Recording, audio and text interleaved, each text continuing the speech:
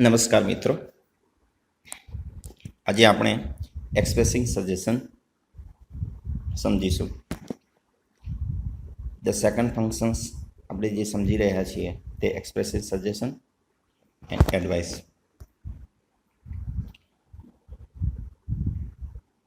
Last time બી આપણે સમજી ગયા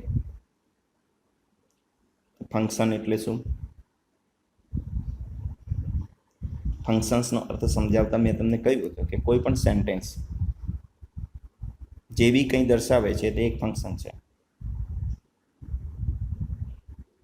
સલાહ દર્શાવતું વાક્ય હોય તો એ એક્સપ્રેસિંગ સજેશન, કારણ દર્શાવતું વાક્ય હોય તો એ expressing reason.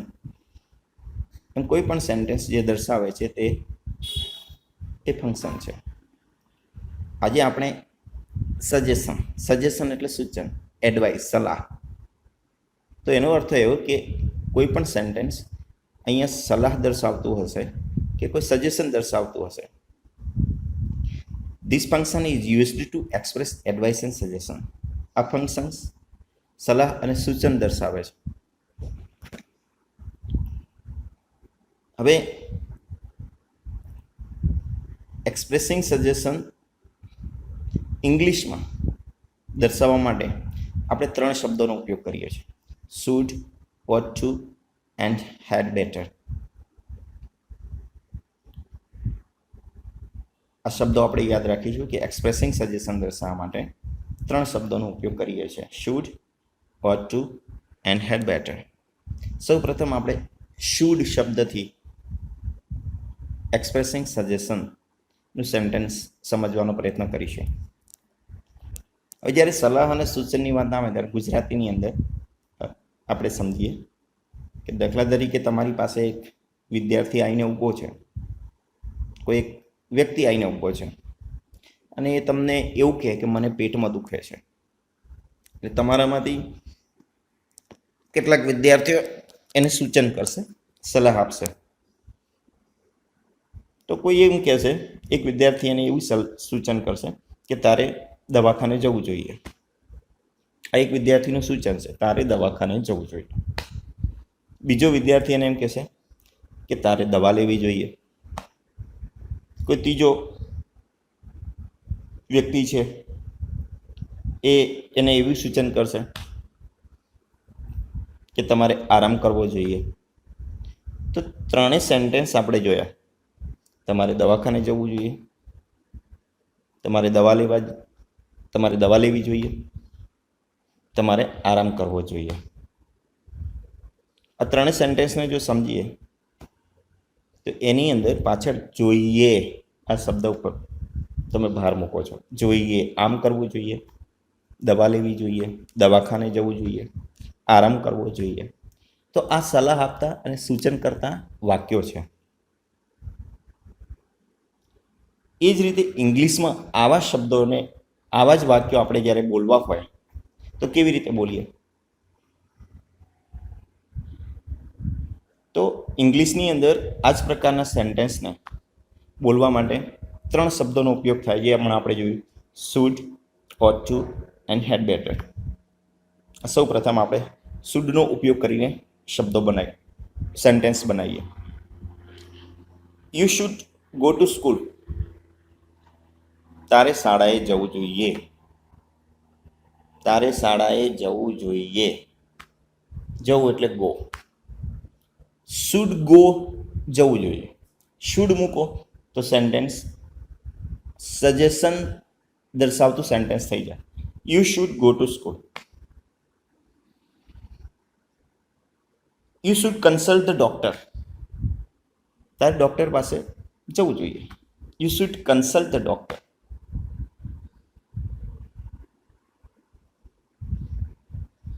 You should work hard two get good result. સારું પરિણામ મેળવવા તારે સખત પરિશ્રમ કરવો જોઈએ. You should work hard.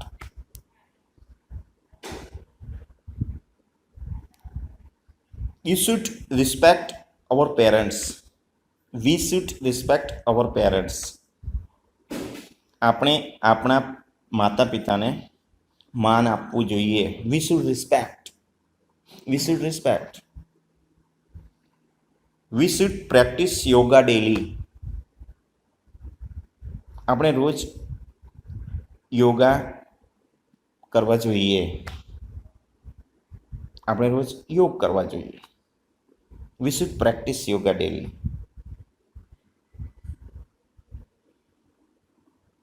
Next example, he should apologize his wife. Apologize એટલે માફ કરવું. તેને તેની પત્નીને માફ કરી દેવી જોઈએ. Should apologize. He should apologize his wife.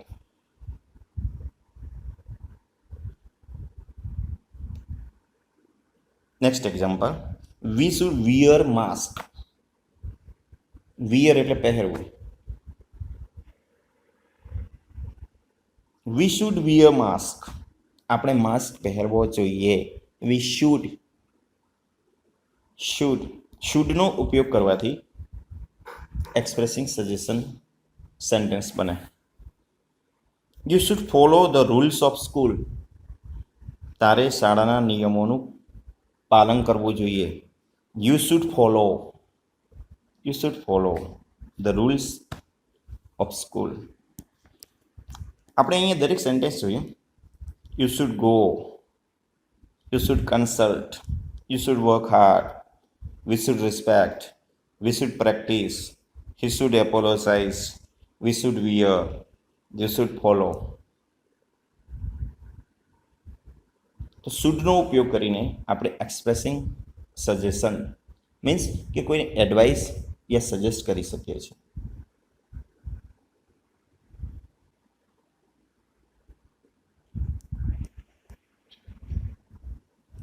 એ જ રીતે આપણે એક નેગેટિવ સજેશન પણ કરી શકીએ.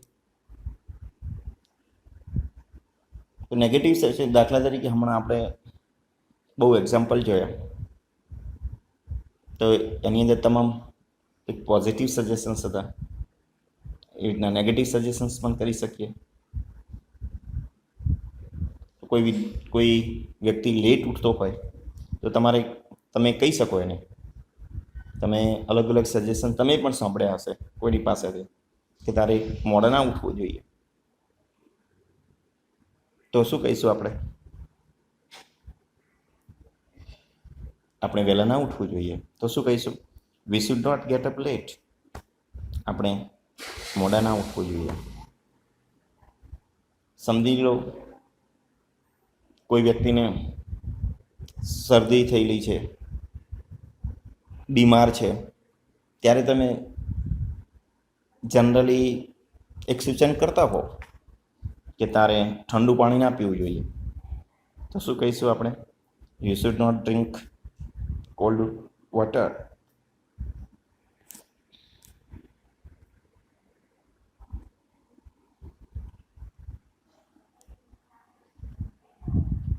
They should not quarrel each other. quarrel એટલે ઝઘડવું. each other એટલે એકબીજાને. તેઓ એકબીજા સાથે ઝઘડવું ના જોઈએ. They should not quarrel each other. You should not go out when it is lockdown. અત્યારે લોકડાઉનની સ્થિતિ છે તો આપણે જનરલી બધાને સાંભળીએ છીએ આવું કહેતા કે લોકડાઉન હોય ત્યારે બહાર ના જવું જોઈએ. તો you should not go out. You should not go out.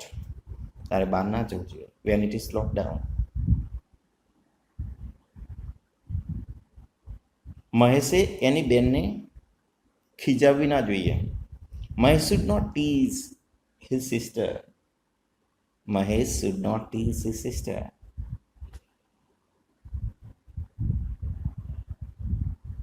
દરેક વિદ્યાર્થી મિત્રે શાળાના નિયમોને અનુસરવાનું જ હોય.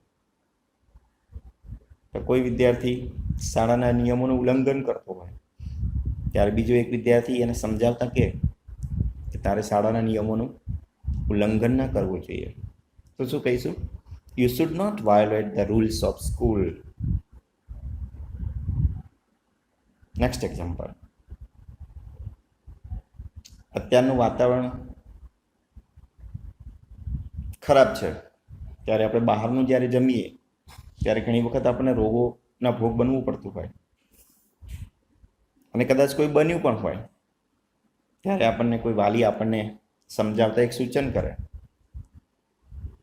કે તમારે વાસી ખોરાક ના ખાવા જોઈએ, આપણે વાસી ખોરાક ના ખાવા જોઈએ. We should not eat stale food.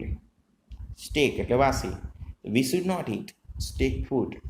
આપણે વાસી ખોરાક ના ખાવા જોઈએ. તો આ એક જનરલ સજેશન આપણે શુડનો ઉપયોગ કરીને કરીએ છીએ. એ જ રીતે આ સેન્ટેન્સને આપણે ought to નો ઉપયોગ કરીને પણ બોલી શકીએ. આપણે આગળ જોયું કે સજેશન 3 શબ્દોથી આપણે કરીએ છીએ, એડવાઇસ 3 શબ્દોથી આપણે કરીએ છીએ, should, ought to and had better. Should આપણે સમજી ગયા, હવે આપણે ought to વિશે સમજીએ.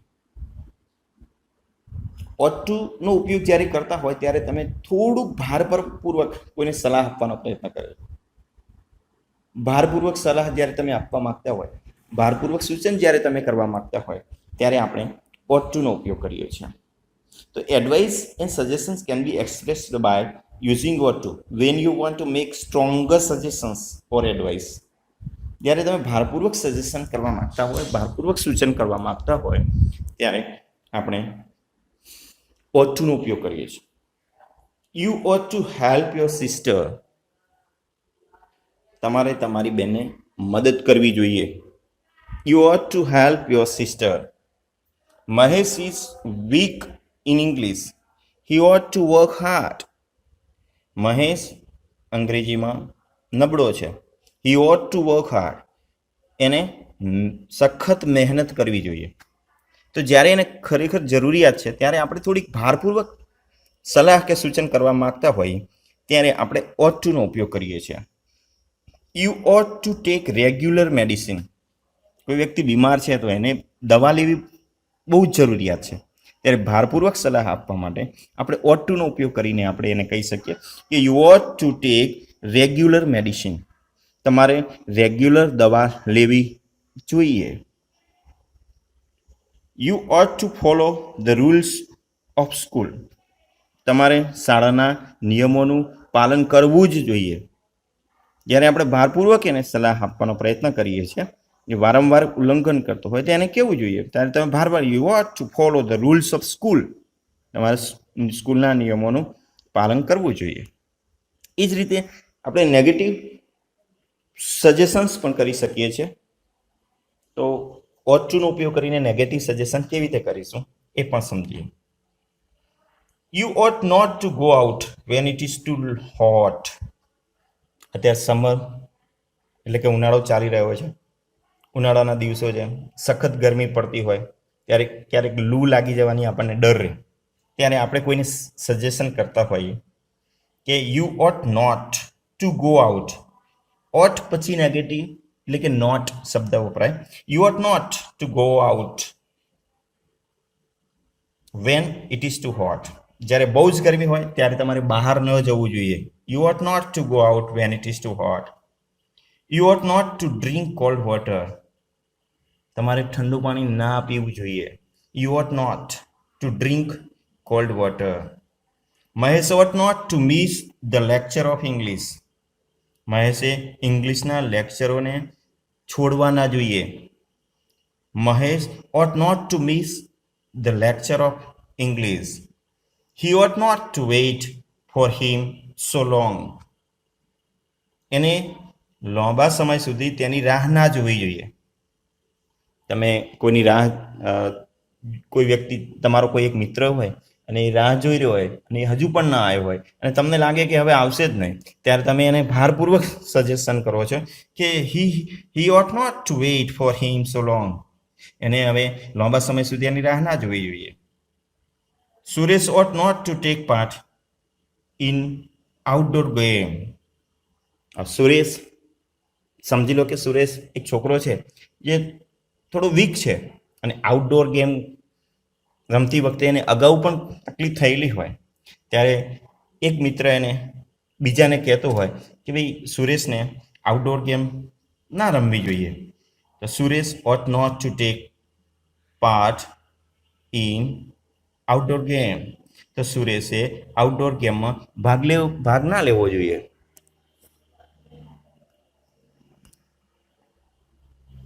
ત્રીજો શબ્દ છે હેડ બેટર.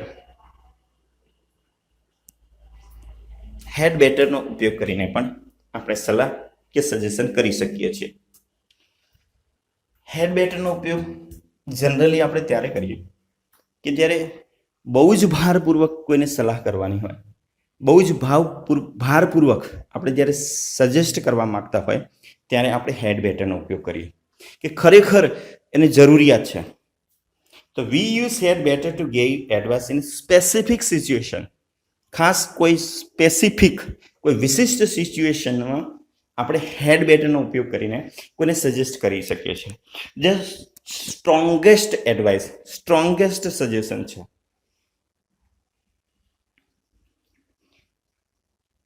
અહીંયા આપણે કેટલાક સેન્ટેન્સ જોઈએ કે I had better go to bed. આપણે હેડ બેટરનો ઉપયોગ શુડ અને ઓટ ટુની જગ્યાએ કરી શકીએ. જે રીતે આપણે શુડનો ઉપયોગ કરીએ છીએ, જે રીતે ઓટ ટુનો ઉપયોગ કરીએ છીએ, એ જ રીતે આપણે હેડ બેટરનો ઉપયોગ કરી અને આપણે સજેશન કરી શકીએ. I had better go to bed. મારે હવે સૂઈ જવું જોઈએ. મારે હવે સૂઈ જવું જોઈએ. I had better go to bed. Suppose તમે લેટ થઈ ગયું છે, તમને બહુ જ ઊંઘ આવે છે, તમે બેસી શકતા નથી, તમારે આરામની સખત જરૂરી છે, એક સ્પેસિફિક સિચ્યુએશન તમારા માટે ઊભી થઈ કે હવે તમારે ઊંઘવું જ પડશે, નહીં ઊંઘો તો તકલીફ થશે, એવી સિચ્યુએશનમાં તમે કહો કે I had better go to bed. મારે હવે સૂઈ જવું જોઈએ. You had better attend meeting. તમારે મીટિંગમાં હાજરી આપવી જ જોઈએ. You had better attend meeting.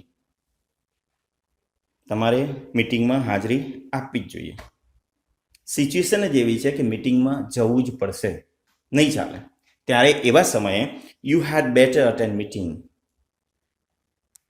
You had better leave now or you will miss the bus. બસનો સમય થઈ ગયો છે અને કોઈ વ્યક્તિ તમારી પાસે બેઠેલો છે.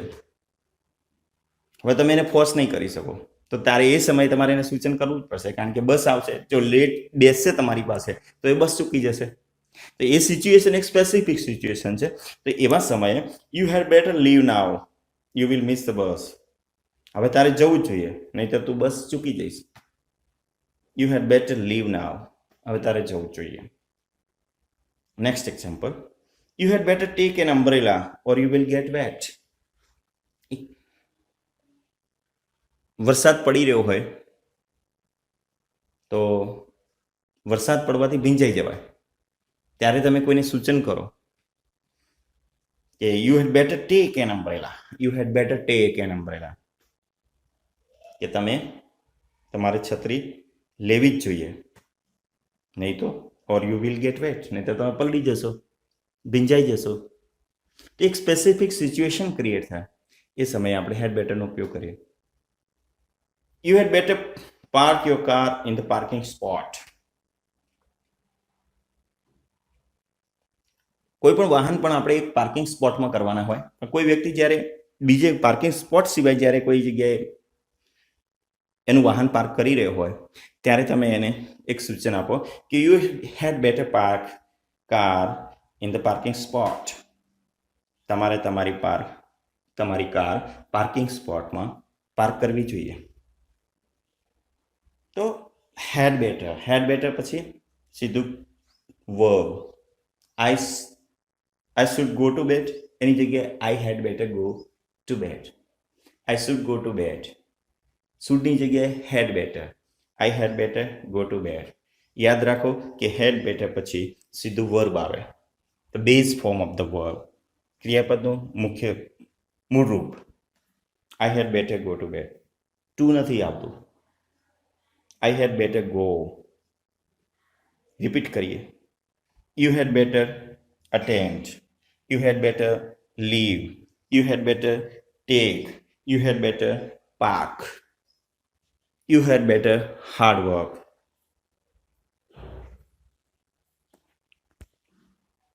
Negative sentence.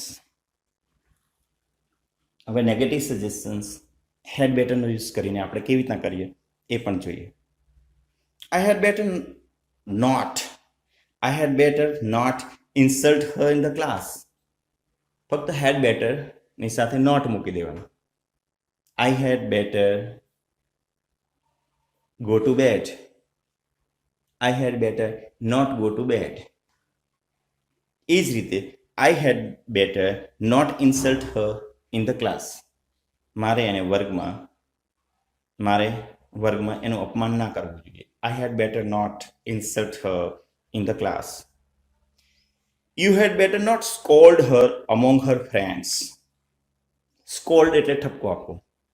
You had better not scold her among her friends એટલે તમારે એને એના મિત્રોની વચ્ચે ઠપકો આપવો જોઈએ નહીં. I had better not leave my bag there.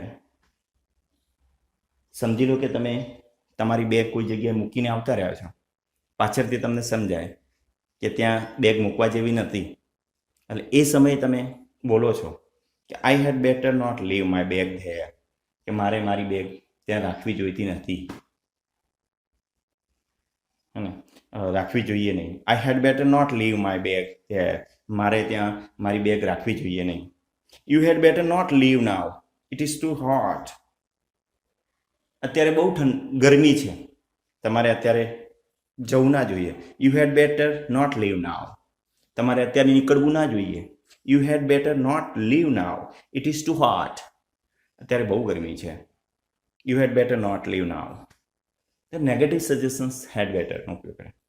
તો વિદ્યાર્થી મિત્રો, જે રીતે આપણે ગુજરાતીમાં કોઈને સલાહ કે સજેશન કરીએ છીએ એ જ વાક્યોને અંગ્રેજીમાં બોલવા માટે 3 શબ્દોનો ઉપયોગ થાય: should, ought to and had better. તો should, ought to and had બેટરનો ઉપયોગ કરીને આપણે અંગ્રેજીમાં સલાહ આપતા કે સૂચન દર્શાવતા વાક્યો આપણે રજૂ કરી શકીએ છીએ, અને આને જ એક્સપ્રેસિંગ સજેશન એન્ડ એડવાઇસ કહેવાય. ધન્યવાદ.